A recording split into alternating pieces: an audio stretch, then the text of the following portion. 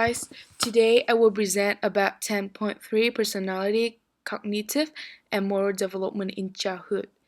In 10.3, there are many psychologists and theories been contribute to personality development, but in my opinion, there are three psychologists with the most impact theory, which is Erik Erikson, Jean Piaget, Lawrence Kohlberg.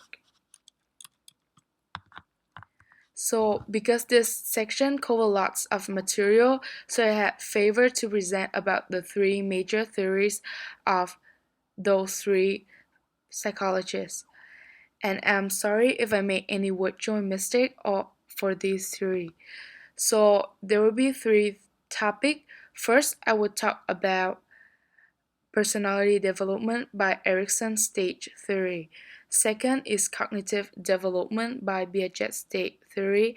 And lastly is the development of moral reasoning by Kohlberg's stage theory. So first I will explain for you guys about what is stage. A stage is a developmental period where new patterns of characteristics, behavior are revealed and established. So each stage there will be new development, new things that child will be learning toward their life. First of all is personality development, Erikson stage theory. So according to his theory, personality evolves entire lifespan.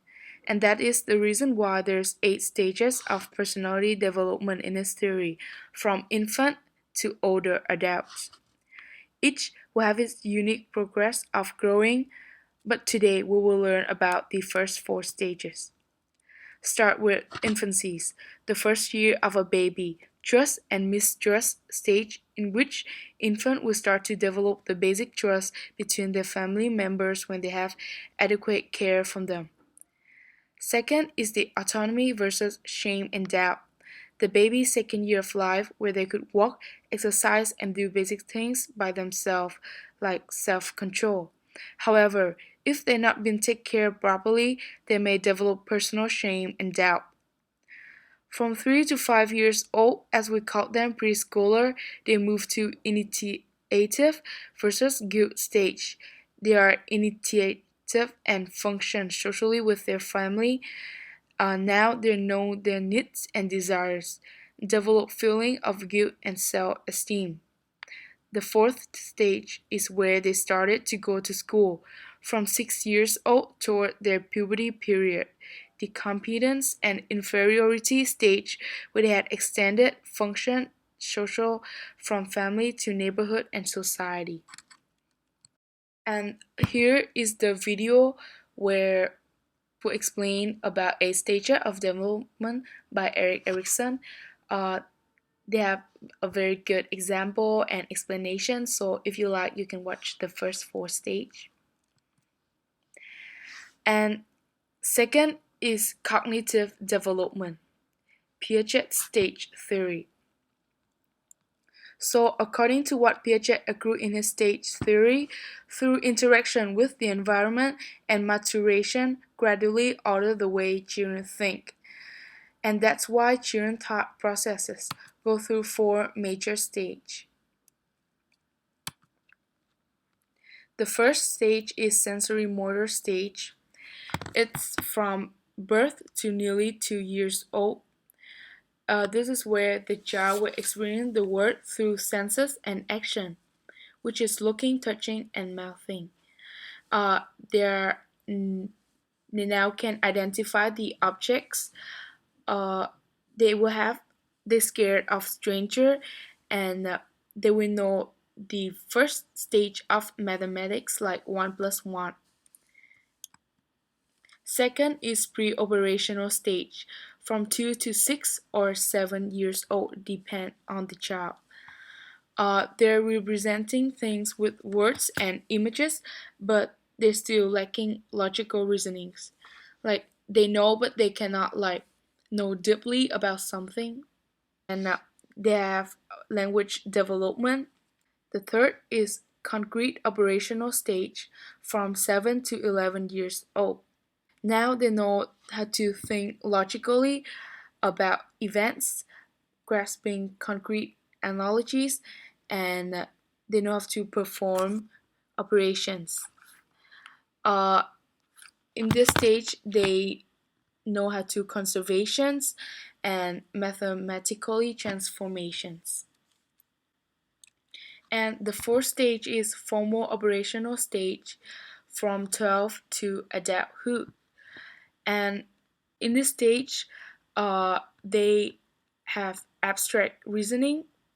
Now they have very logic, and they start to form potential for moral reasonings. And this is a video about the fourth stage. And however, in Piaget's theory, there are some limitations that people say. Turing often grabs ideas earlier than what Piaget's theory usually suggests. Second, the cognitive development across domains is inconsistent. Example, like he said that the children are better at reading than math, and that is not true. Third is the study have shown that development can to some degree be accelerated. And third is overlooking cultural factors. He just like it bias. And last is the development of moral reasonings. So moral development focus on thoughts, behaviors, and feeling about interaction with other people and with society. And it's contains three main components, which is cognitive reasonings, behavior, and emotions. In Kohlberg's stage theory, he has expanded upon Piaget's work, so therefore he's expanded from 2 to 6 stage and divided the stage into 3 levels in order to cover the entire lifespan. First is pre-conventional state up to the age of 9. The first is punishment and obedience. This is where the child know what rights and wrong according to the punishment they get. The second stage is uh, actually called naive reward orientations, and this is where right and wrong determined by the award. Second is the conventional stage. This is most adolescents and adults. Uh, the third stage is good boy and girl orientations, right and wrong determined by the close others' approval or disapprovals. The fourth is authority orientations, which is right and wrong, was determined by the society rules, laws, and which should be obeyed rigidly. The third level is post-conventional stage, 10 to 15% of the over 20s. The fifth stage is social contract, which is right and wrong was determined by the society's rule viewed as fallible rather than absolute, depend on the situations. The last stage is individual principles and conscience orientations. It's where right and wrong abstract ethical principles that emphasize equity and justice. So the limitation of Colbert's theory is the state theories tend to overlook cultural and educational influence on reasonings. Second, people's moral reasonings is often inconsistent across situations. And last one is moral reasonings and behavior are sometimes unrelated. And here is the video that explains thoroughly about Court's moral development theory. Yeah, and this is the end of my presentation. Thank you for listening.